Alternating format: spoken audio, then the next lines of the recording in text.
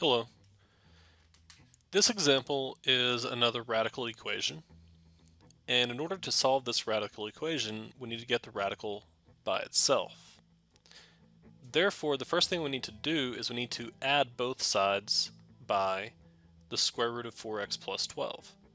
So add the square root of 4x plus 12 here, and add the square root of 4x plus 12 here. Notice that over here we're left with x is equal to the square root of 4x plus 12. Now notice that we have the radical by itself. Therefore I need to take both sides to some power. And the question is what power is that? Well, if you look at this, the index on the radical is 2. So I'm going to square both sides. Now the reason it's 2 is because it's not written there. When it's not written, it's understood to be 2. So squaring both sides, the left-hand side is now just x squared, and the right-hand side, the square root and the square cancel each other, leaving you with the radicand, which in this case is 4x plus 12. Now I want to get everything on one side, and some of you are probably going to want to bring the x squared to the right-hand side. You can do that, but you should realize that the leading coefficient will be negative, and then you just have to divide by -1. And that just makes it, one more step that I don't need.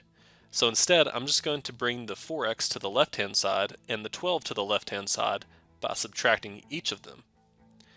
That's going to give me x squared minus 4x minus 12 is equal to 0. And this is just a regular quadratic equation. It's easiest to solve this type of equation by factoring. So I will factor. The left-hand side, each parentheses needs an x. This negative here means that they are opposite signs. One's positive, one's negative. So the question we ask is what multiplies to 12 and has a difference of 4? Well, that's just 6 and 2.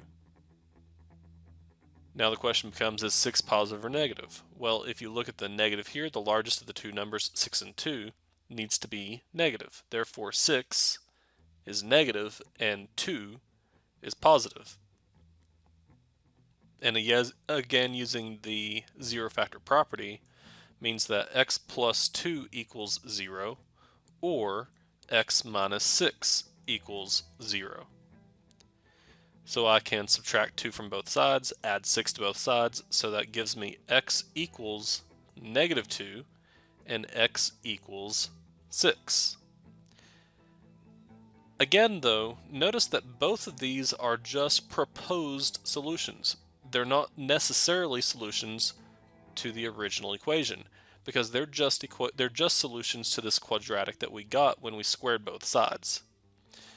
That means that you must check your answer. And again, realize that if you don't check it, it is technically incorrect because you can't guarantee that they are solutions to the original equation.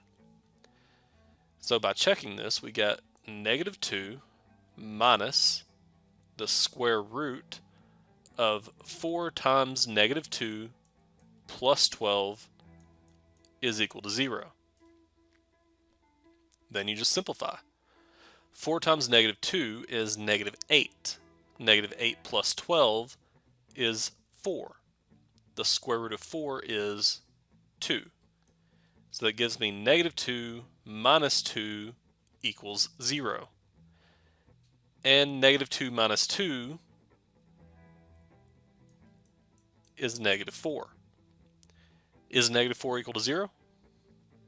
No. Therefore, that means that the -2, while it is a solution to the quadratic, it is not a solution to the original radical equation. Therefore, -2 must be rejected. Now let's look at the 6. So we get 6 minus the square root of 4 times 6 plus 12, and again we're hoping it to be 0.